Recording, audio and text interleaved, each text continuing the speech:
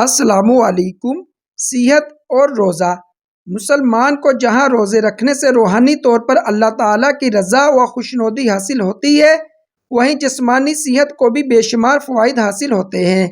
روزہ نہ صرف ذیابیطس، بلند فشار خون اور انسانی وزن کو کنٹرول کرنے میں معاون ثابت ہوتا ہے، بلکہ دماغی افعال کو بہتر طریقے سے سر انجام دینے کی صلاحیت کو بھی طاقتور بناتا ہے۔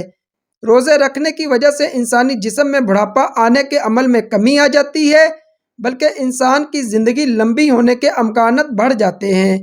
روزہ سر درد، گھبراہٹ اور ڈپریشن دور کرتا ہے۔ اس سے طبیعت میں تازگی پیدا ہوتی ہے۔ سال میں 1 ماہ روزے رکھنے سے جسم کو اپنی مرمت کرنے کا موقع مل جاتا ہے، جس کے نتیجے میں جسمانی صحت بڑی حد تک بحال ہو جاتی ہے۔ روزہ جسم کی اضافی چربی کو پگھلاتا ہے اور وزن کم کرنے میں اہم کردار ادا کرتا ہے۔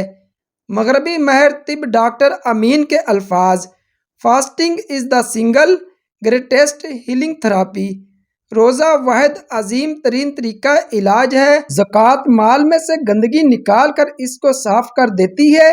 اس طرح روزہ جسم سے زہریلے مادے نکال کر اس کو صاف شفاف کر دیتا ہے۔ روزہ پھیپھڑوں کو آرام مہیا کرتا ہے۔